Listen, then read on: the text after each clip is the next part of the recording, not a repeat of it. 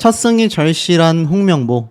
비난이야 감독이 받으면 된다 라는 인터뷰 내용이 눈에 들어오실 겁니다. 오만가의 월드컵 예선을 앞두고 국내 언론 인터뷰가 이렇게 열렸는데요. 10일 코앞입니다. 오만전에서 패배하게 되면 정말 역대 최악의 이 자진 사퇴 촉구 보이콧 운동이 아주 폭등할 것 같다. 제가 이렇게 말씀을 드리기도 했는데요. 하지만 이 인터뷰라는 홍명보 감독의 표정은 굉장히 밝기만 합니다. 비난은 감독이 받으면 된다. 우리 선수들은 응원해달라. 자, 과연 뭐라고 했을까요? 경기장에서는 선수를 응원해달라고 이야기를 했습니다. 밖의 일은 밖의 일이고 경기장 안에서만이라도 우리 선수들을 응원해줬으면 좋겠습니다. 라고 홍명보 감독이 입을 열었습니다. 좀 내용을 자세히 한번 살펴보도록 할게요. 근데 아마 듣다 보시면 좀 속이 터지실 수도 있을 것 같습니다. 자, 붉은 악마와 태극전사가 충돌하는 듯한 초유의 사태가 벌어졌지 않습니까? 사실 킥오프 전부터 전광판에 홍 감독의 모습이 나올 때면 붉은 악마를 비롯한 수많은 팬들은 야유를 보냈습니다. 이런 모습은 심지어 90분 내내 이어지기도 했는데요. 승부가 홈팀 한국의 패배나 다름없는 0대0 무승부로 끝이 나자 경기장은 다시 한번 많은 야유 소리로 진동하기도 했습니다. 사실 김민재 선수가 이때 관중석으로 다가가 항의하는 듯한 몸짓을 보였고 결과적으로 선수와 팬이 충돌하는 듯한 모양새가 연출이 되면서 김민재 선수도 퇴출시켜라. 막 지금 이런 이야기 하시는 분들까지 있을 정도입니다. 이것은 홍 감독 자신에게도 꽤 큰 경험이 됐을 거라고 이야기를 하는데요. 이미 10년 전 2014년 브라질 월드컵 도전을 처절한 실패로 끝낸 뒤 과도한 이런 비판에 감내해야 했다고 하지만 그때도 경기장을 가득 메운 팬들이 이렇게까지 큰 야유를 쏟아내는 일은 없었기 때문입니다. 자, 대표팀은 이제 오만과의 3차 예선 2차전 원정 경기를 며칠 앞두지 않은 상황입니다. 첫 훈련을 소화했고 두 번째 훈련까지 소화를 했는데 첫 훈련 당일날 홍명보 감독이 취재진과 많은 인터뷰를 나눴습니다. 뭐라고 했냐? 거센 야유를 받으면서 어땠는지를 묻자 처음 하는 거니까 아무래도 당황스러운 점이 없다고는 얘기할 수 없겠다라고 이야기를 합니다.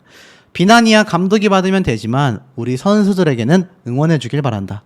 아니, 좀 착각을 하고 있는 것 같아요. 맞습니다. 비난은 축구협회와 감독들에게 한 거죠. 야유는 그렇게 쏟아진 겁니다.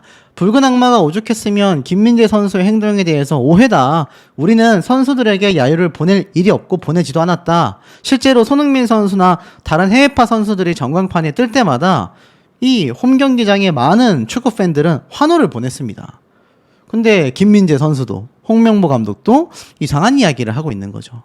자, 홍 감독은 거기에 이어서 또 그라운드를 대한축구협회와 자신에 대한 논란으로 연결시키는 것보단 어차피 우리 선수들은 경기를 해야 하니까 선수들이 조금이라도 잘할 수 있도록 도와주면 고맙겠다라는 생각이 든다고 했습니다. 사실 김민재 선수에 대한 옹호 발언도 여기 기사 안에 적혀져 있습니다. 보기와 다르게 매우 여린 선수라고 표현을 해요. 지난해 3월 A매치 뒤 취재진 앞에서 국가대표 은퇴를 시사하는 발언을 했다가 논란이 되자 힘들다라는 의미가 잘못 전달된 것이다 라는 취지의 설명과 함께 팬들에게 사과하는 해프닝을 일으키기도 했기 때문입니다. 당시 대표팀 고참급 선수들과 갈등을 빚었던 것으로 알려졌어요. 이에 다소 감정적으로 돌출 발언을 했던 거죠. 팔레스타인전에서도 다시 한번 논란에 언행을 했기 때문인지 다소 어두운 표정이었던 김민재 선수는 이날 모스카트 국제공항에서 교민 팬들이 사인을 요청하자 모처럼 빵긋 웃으며 응했다라고 되어져 있습니다. 자, 이 첫 훈련에서도 홍명보 감독은 이러한 말을 했어요. 김민재는 항상 팬들에게 감사하며 팬들의 응원에 힘을 받으며 뛰는 선수다. 어떻게 보면 나에 대한 이런 것들 때문에 라며 말끝을 흐리며 씁쓸한 표정을 지었다라고 합니다. 하지만 문제는 대표팀이 비조 약체로 분류되는 팔레스타인을 상대로 홈에서 승리를 거두지 못한 건 매우 뼈아픈 일이며 막판까지 순위 경쟁을 하게 된다면 두고두고 아쉬울 수 있는 결과이기 때문입니다. 홍 감독은 선임 직후부터 일기 시작한 경질 여론이 더욱 커졌고요. 여기에 팬들의 야유 등으로 대표팀을 둘러싼 분위기도 굉장히 어수선합니다. 제가 말씀드린 것처럼 오만전에서 승리하지 못하면 이 모든 것들은 더욱 부정적인 방향으로 흘러갈 수밖에 없는 거죠. 그런데 홍명보 감독의 표정은 참 밝습니다. 이 밝은 표정으로 어떤 얘기를 했느냐? 나도 이런 것들은 처음 경험하기 때문에 지난 경기의 분위기, 흐름, 선수들의 생각 이런 것들이 또 다음 경기에서는 어떻게 이어질지 아직까지는 잘 모르겠다. 선수들의 결속력, 응집력이 가장 중요하다. 이런 상황에서도 좋은 경기 결과를 만드는 게 내 역할이다. 선수들은 너무 불필요하게 다른 생각을 하지 말고 경기에만 집중하길 바란다. 그 방법이 최선일 것이다 라고 강조를 했습니다. 글쎄요. 홍명보 감독이나 김민재 선수나 요지 파악을 잘 못하고 있는 것 같긴 합니다.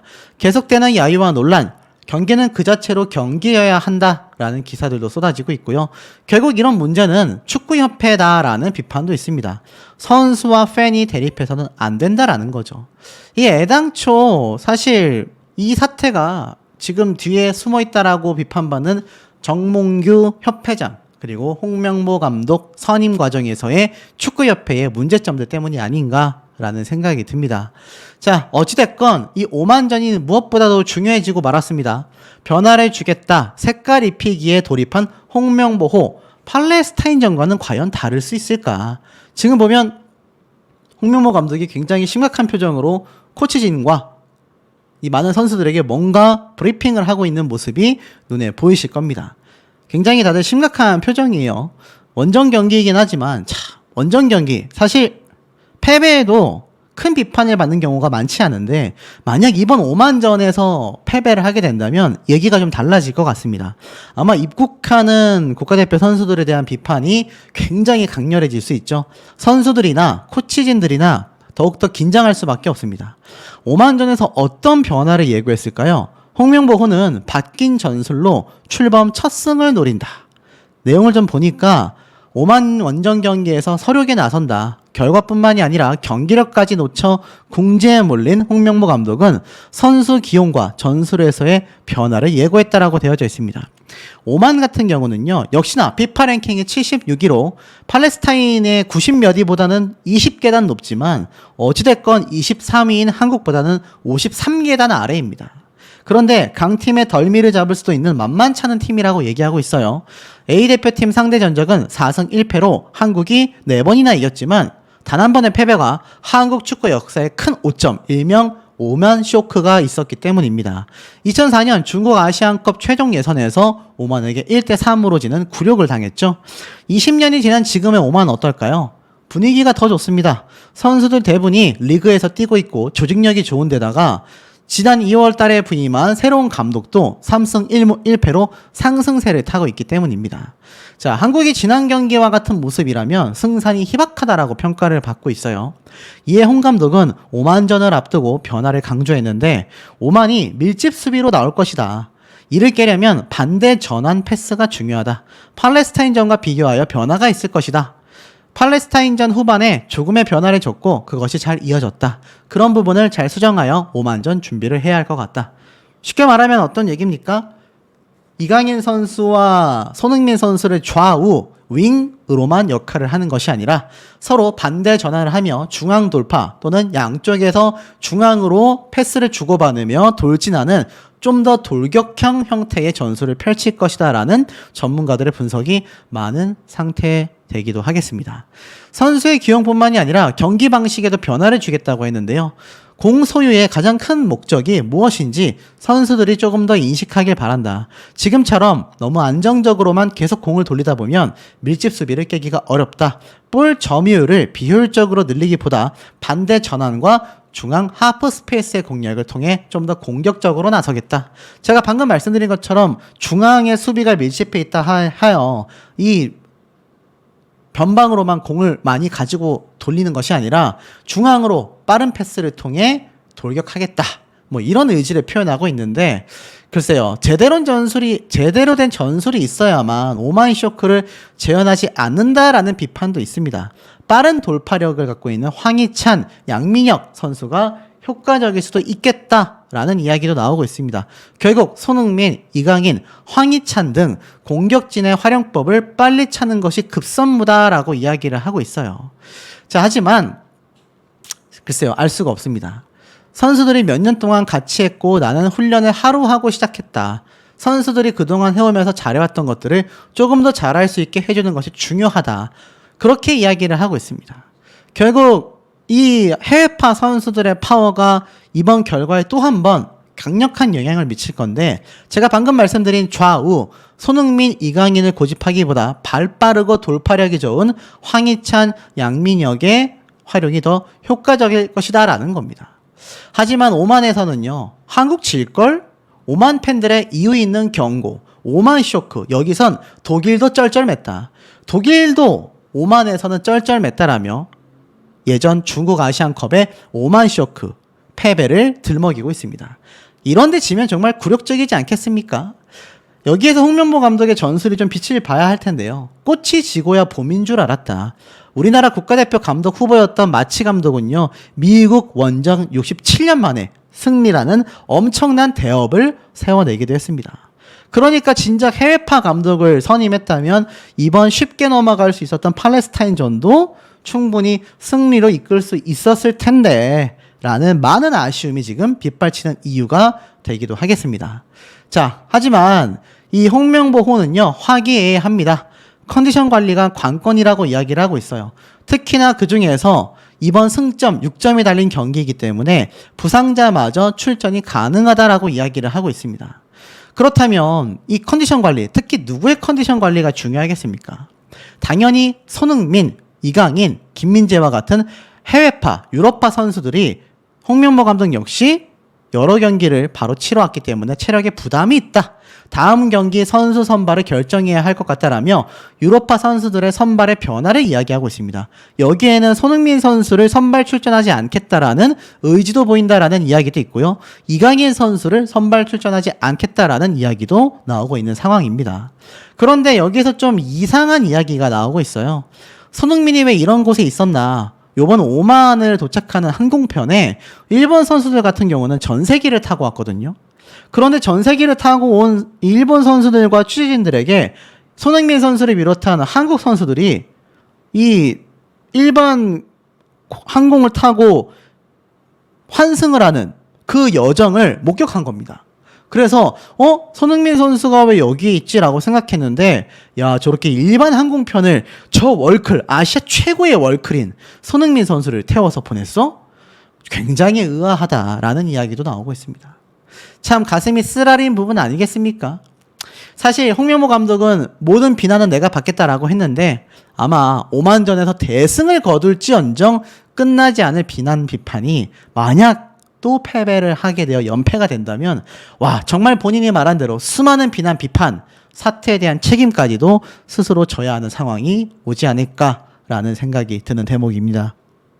팔레스타인전에서 관중석에서 터져나온 대한축구협회와 홍명보 감독을 향한 야유가 김민재 선수와의 충돌 이슈로까지 번지게 되면서 이 국가대표팀과 붉은 악마의 불화설이 일기도 했기 때문입니다. 결국 붉은 악마 측이 뜻을 굽혔어요. 앞으로 응원을 보이콧할 계획은 없다. 우리 팀을 향한 야유는 자제하겠다라고 밝히기도 했습니다.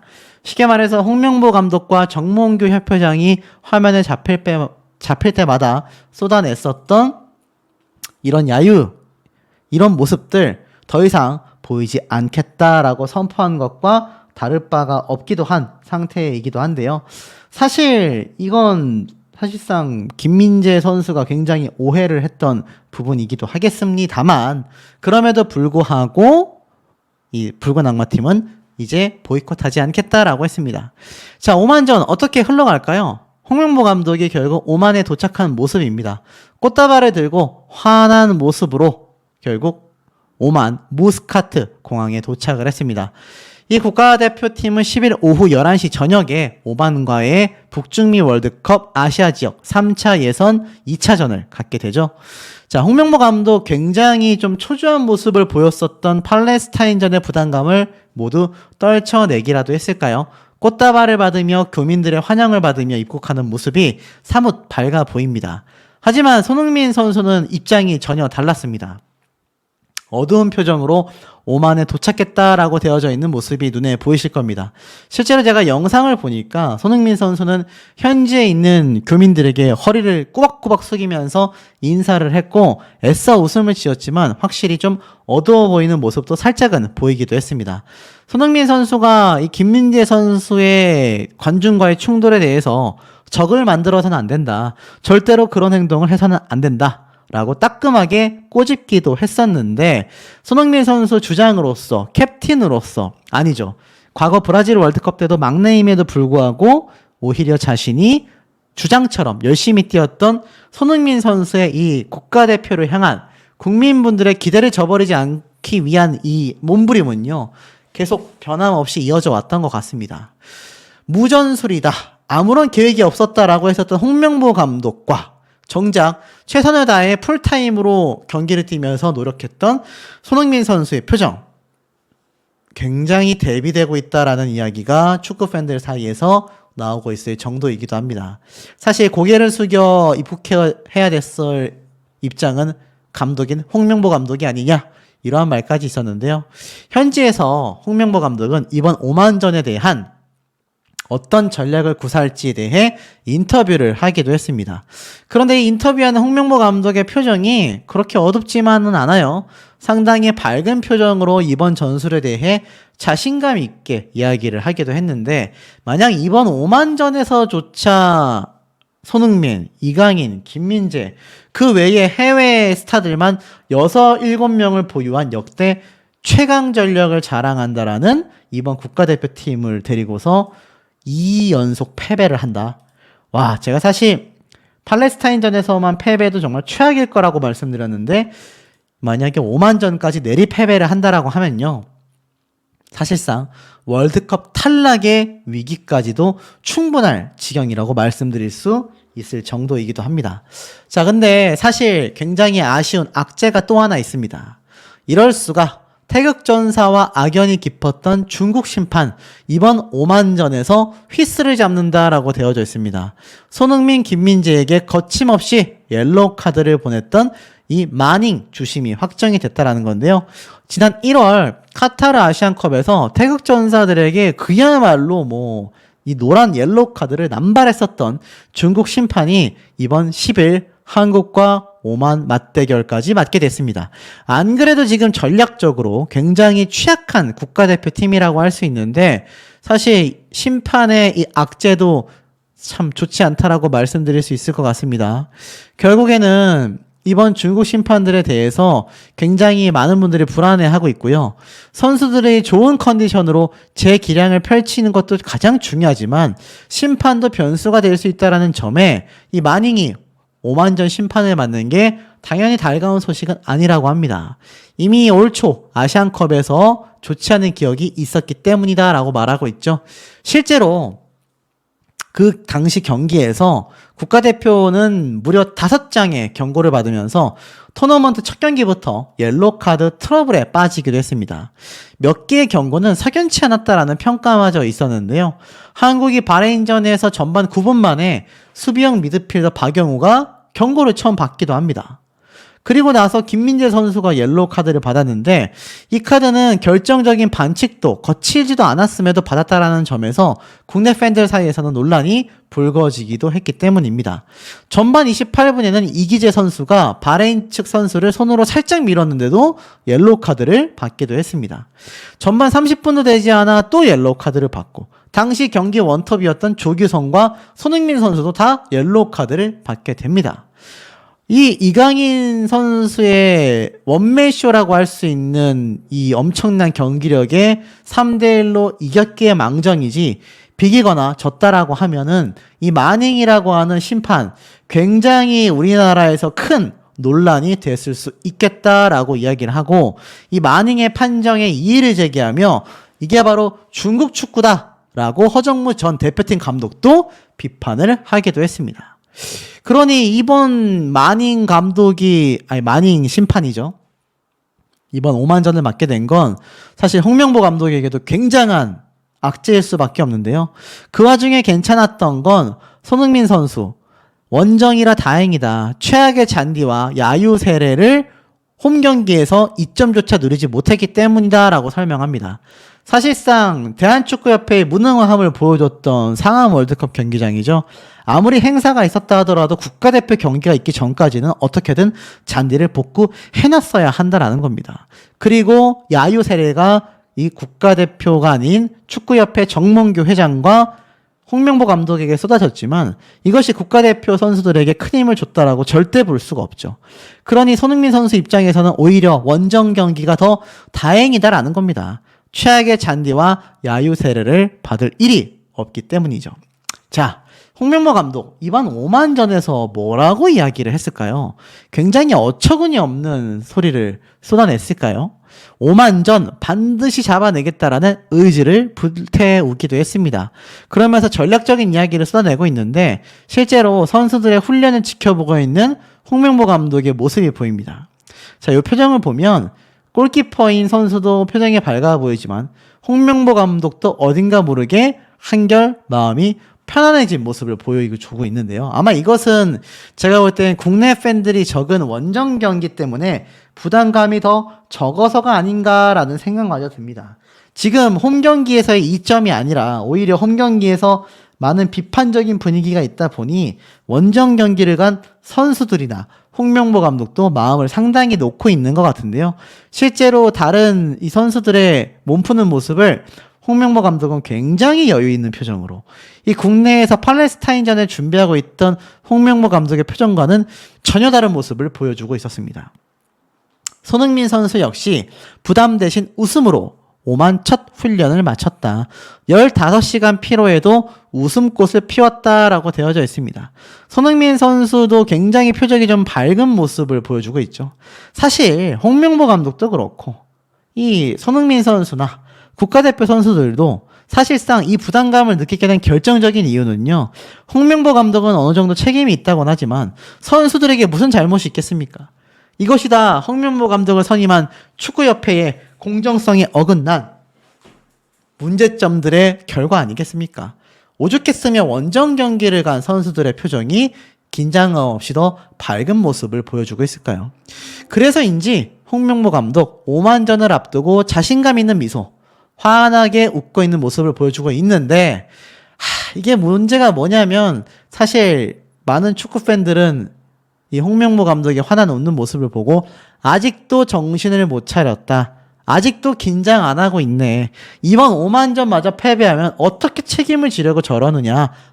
책임질 필요 없고 연봉 20억 정도로 이 감독직을 맡으면서 받게 되는 이 엄청난 봉급이 달달하기 때문이 아니냐.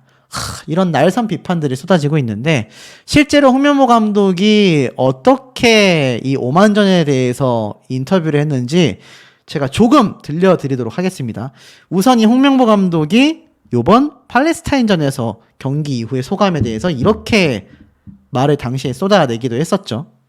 지금 보면은 오반전 같은 경우는 좀 더 개선이 됐는데 뭐 몇 번의 이제 득점 찬스가 있었지만은 그거를 살리지 못한 게 아쉬운 점이고 역시 저희가 계속 이 문제는 앞으로 계속되는 문제가 될 수 있는데 좀 더 전반 같은 경우는 반대 전환과 그다음에 볼에 나가는 스피드가 좀 더 빨랐어야 되지만은 뭐 아무래도 상대가 내려 있는 점, 그 점을 공략하고 그 다음에 득점을 할 수 있는 것은 반대에서 다시 또 반대로 와가지고 할 수 있는 방법이 가장 좋은 방법인데 오늘 전반전은 그러지 못한 것 같습니다.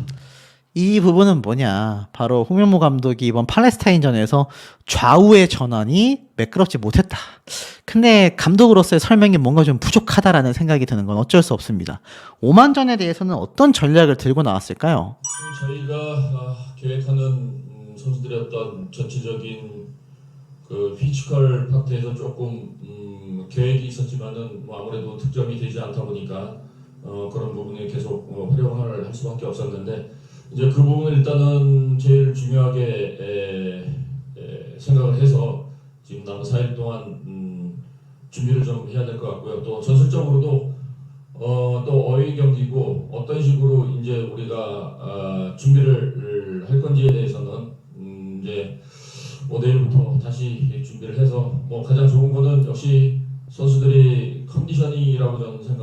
특히 유럽 선수들 같은 경우는 지금 경기하고 돌아서 바로 경기를 했기 때문에 굉장히 체력적으로 어려운 점이 있는데 뭐 이 선수들 보고 또 이제 다음 경기 어떤 선수 선발 그런 것들을 좀 결정해야 될 것 같습니다. 자, 그럼 결론이 어떻습니까, 여러분? 결국 팔레스타인전과 똑같이 유럽 선수들에게 기대를 하겠다라고 이야기를 하고 있는 거죠. 그러니까는 결국 손흥민 선수, 이강인 선수, 김민재 등등 정말 유럽파들을 빼놓고서는 홍명보 감독의 독자적인 전술, 아주 전략적인 면모가 하나도 보이지 않다라는 비판이 왜 쏟아지는지 알 수 있는 이 대목이 아닌가라는 생각이 듭니다. 전에 행가래를 탔었던 홍명보 감독. 드디어 오만전은요, 약속의 땅이 되고 말았습니다. 손흥민과 홍명보 감독은 과연 함께 웃을 수 있을 것인가? 자, 오만의 수도 무스카트는요, 홍명보 감독에게 있어서는 좋은 기억이 있습니다. 바로 2012년 런던 올림픽 아시아 최종 예선 원정 경기에서 대승을 거두고 본선 진출을 확정지었던 곳이죠. 자, 무득점 무승부 무전술, 최악이라고 평가를 받은 이번 팔레스타인전 이후에 12년 전의 기억을 떠올리며 이 팔레스타인 쇼크를 이겨내고 승전골을 올릴 수 있을지 주목이 된다라고 되어져 있습니다. 자, 5일 팔레스타인전 졸전을 치렀지만 이제 국가대표팀은 10일 날 오후 11시 무스카트의 술탄, 여기에서 월드컵 아시아 3차 예선 2차전 원정 경기를 치르게 됩니다. 문제는 이라크가 오만을 상대로 1대0으로 이겼다라고 하지만 오만이 최하위에 있다 하더라도 방심할 수 없다라는 겁니다. 오만 같은 경우 이라크 원정에서는 패배했지만 경기력 자체는 오히려 이라크보다 나은 모습을 보여줬다라고 되어져 있죠. 대표팀 역시 이 오만 원정에서 2003년도 10월 아시안컵 예선 후반에만 내리 3골을 내주며 1대3으로 아주 패배를 했던 기억이 있습니다. 오만 쇼크라고까지 했는데요. 자, 과연 팔레스타인전에서도 최악의 모습을 보여준 홍명보 감독 국가대표팀이 승리를 할 수 있을까요? 다만 홍명보 감독에게 있어서 이 장소는요, 런던 올림픽 때 3대0 완승을 거두면서 굉장히 참 행가래도 치고 신났던 곳이기도 합니다. 과연 이 모든 역경을 이겨낼 수 있을까? 정작 팔레스타인 선수들은요, 선발 라인업 11명 가운데 6명은 소속팀도 없는 그런 선수들이 나와서 정말 눈물겨운 사투를 했다. 한국인으로서 이 한국 축구를 응원해야 하게 되는데 팔레스타인 선수들이 미워 보이지 않았던 이유가 홍명보 감독의 무전술, 축구협회의 무능함이 버무려져 있었던 첫 예선전 때문이 아니었나 싶습니다. 이렇게 시작하는 감독은 난생 처음이었다라고 말을 한 박지성 선수, 힘겹게 입을 열었죠. 홍명보호를 둘러싼 민심은 나락으로 치닫고 말았습니다. 시작부터 얼룩졌다라고 되어져 있어요. 결국에는 팔레스타인보다 피파 랭킹이 높은 팀이 3개 팀이나 되는데 험난한 여정만이 남게 되고 말았습니다. 자, 이런 현수막이 잔뜩 걸려져 있는 이 상황 속에 이 정몽규 대한축구협회장이 경기를 보고 있는 표정을 보십시오. 정몽규 협회장이나 홍명보 감독이나 카메라에 잡혔을 때 여기 현지에 있는 많은 축구 팬들은요, 엄청난 야유를 보냈습니다. 이 두 사람은 아마 이 자리에 앉아있기조차 싫었을 마음이 들었을지도 모르는데요.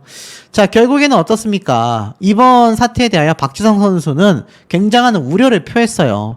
한국에서 축구를 시작했고 여전히 축구계에 있지만 우리가 이것밖에 되지 않았나라는 생각이 가장 먼저 들었다라고 비판을 했습니다. 팬들의 지지를 받지 못할 홍명보호에 대해서도 우려를 했습니다. 보통 새 감독이 왔을 때 큰 기대감으로 시작하는 게 대부분인데 이런 상황에서 시작하는 감독은 솔직히 처음이다. 프로스포츠에서는 결과가 중요하고 결과가 과정을 이기는 때가 많다라는 것도 잘 알고 있다. 하지만 이번 사안은 너무나 커서 결과가 상황을 바꿀 수 있을지 가늠조차 되지 않는다라고 말을 했는데 결국 이것이 최악의 사례를 놓고 말았습니다. 어디 이것뿐이겠습니까? 정몽규 홍명보다가 96위와 졸전을 펼쳤고 팬과 축구협회가 대립하는 이런 최악의 모습을 보여주기도 했습니다. 자, 논란 속에서 출렁한 홍명보호, 도대체 무엇이 그렇게 큰 문제가 될 수밖에 없었을까요? 너무 많은 경기에 대한 분석이 많기 때문에 핵심만 좀 말씀드리겠습니다. 우리나라는요, 이번 경기에서 무려 슈팅을 16개나 쏟아부었고 한 수 아래로 평가받는 팔레스타인에게 첫 골조차 넣지 못했습니다. 손흥민 선수가 돌파해서 걷어찬 멋진 슈팅은요, 골퍼스트를 맞고 튕겨져 나왔고, 이강인 선수의 기가 막힌 패스는요, 황인범 선수의 발에서 골이 터지는가 싶었는데 이것마저 팔레스타인 수문장에게 막히고 말았습니다. 하지만 이렇게 힘겹게 경기를 할 수밖에 없었던 이유가 앞에 말씀드린 것처럼 손흥민, 이강인, 그리고 많은 해외파 선수를 홍명보 감독이 제대로 지휘하지 못했다라는 겁니다. 초반부터 조직적 수비에게 굉장히 고전했는데 이 한국은 단조로운 전술만이 이어졌다라는 겁니다. 4-3-2-1 이 전술 자체가 굉장히 고리타분한 옛시대 옛날 축구의 형태다라고 비판하는 축구 전문가들이 굉장히 많습니다. 결국 패스가 원활하게 돌지 못했죠. 이강인의 개인 능력에 기댈 수밖에 없었고 돌파구를 마련하여 제가 말씀드렸던 전반 41분 황인범 선수의 기가 막힌 슈팅이 있었지만 결국 이것조차 들어가지 않았습니다. 후반에 오세훈 선수와 황희찬 선수를 차례로 투입하며 변화를 꽤 했지만 결국 이 선수들만의 호흡으로 무언가를 찾기에는 쉽지 않았습니다. 결국 초조함이 심각하던 후반 이강인 선수의 절묘한 롱패스를 전방에 침투한 손흥민이 잡았지만 결국 골키퍼까지 제쳤던 이 오른발 슈팅이 골대를 맞고 나오면서 하늘마저도 이번 홍명보호에 지탄을 보내는 게 아닌가.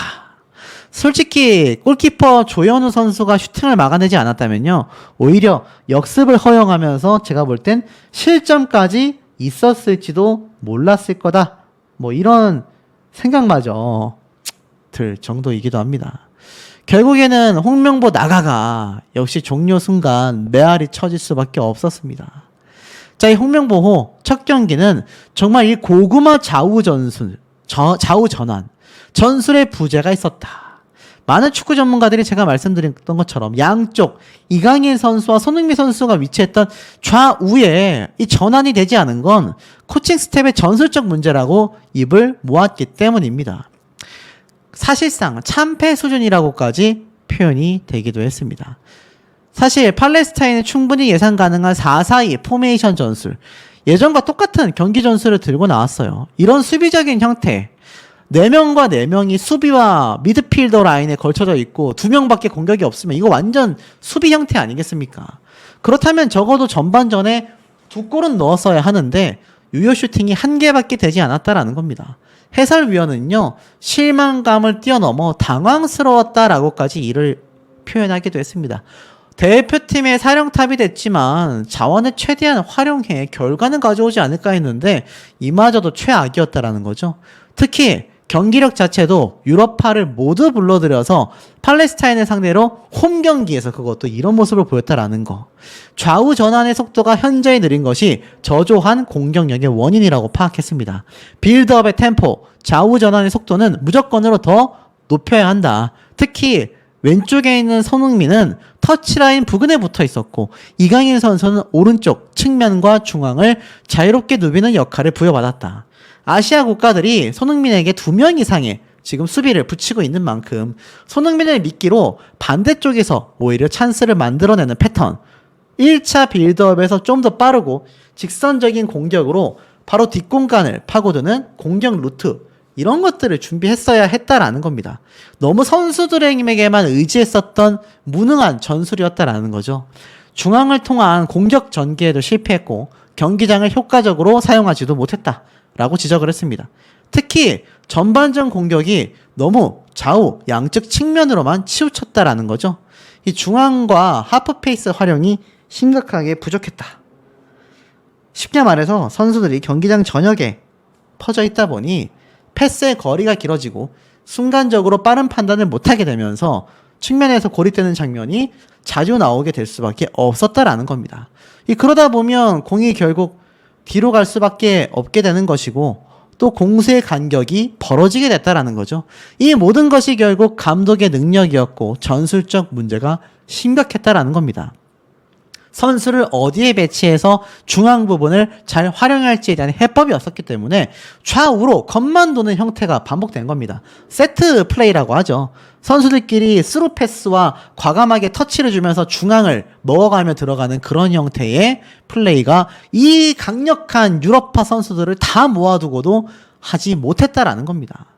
제가 말씀드렸던 프리킥 때의 모습조차 홍명보 감독은 아무런 전술을 펴내지 못했습니다. 결국 이런 모습들이 홍명보 감독 사태의 최악의 경기를 불러올 수밖에 없었다라는 겁니다. 자, 그런데 사실상 전술도 스피드도 에너지도 부족했으며 손흥민 선수는 제대로 휴식조차 하지 못했다. 풀타임을 뛰게 만들 것이 아니라 전술적으로 교체를 활용했어야 한다. 뭐 이것뿐이겠습니까? 김민재 선수는 이 팬들과 뭔가 원치 않은 불협화음이 만들어지기도 했죠. 사실 이 황인범 선수 같은 경우 제가 말씀드린 것처럼 9경기가 남아있다. 남은 경기가 중요하다라는 걸 알고 있기 때문에 선수들끼리라도 처지지 말자라고 이야기했다고 합니다. 실상은 허리에 손을 얹고 관중에 항의한 김민재 선수에게 손흥민 선수가 적을 만들어서는 안 된다. 지금 손흥민 선수와 다른 모든 선수가 고개 숙여 인사하는데 수비수였던 김민재 선수가 허리에 손을 탁 얹은 채 인사도 하지 않은 이런 모습. 뭐 기강이 잡혀 있는 것도 아니고 전술이 화려한 것도 아니고 홍명보 감독과 축구협회의 무능함, 국가대표의 단결력이 부족했던 이번 모습은요, 최악의 사례를 보여줬고 급기야 김민재 선수는 심각한 분위기가 아니었는데 뭐 그렇게 받아들이시지 않겠다라고 하는 분들은 뭐 그렇게 받아들이시면 될 것 같다. 희대의 망언을 쏟아내기도 했습니다. 자, 이런 최악의 사태, 월드컵 탈락에 대한 이야기까지도 지금 빗발치고 있을 정도이기도 합니다. 자, 이러다 보니 홍명보 감독에 대한 비판은 당연하겠지만 홍명보 감독이 이 팔레스타인전 전날 뭐 술집을 갔다, 술을 마셨다, 목격을 했다. 보이십니까? 이 가짜뉴스 영상이 판을 칩니다. 이 영상의 조회수가 11만 회가 넘어갔습니다, 여러분. 말이 됩니까?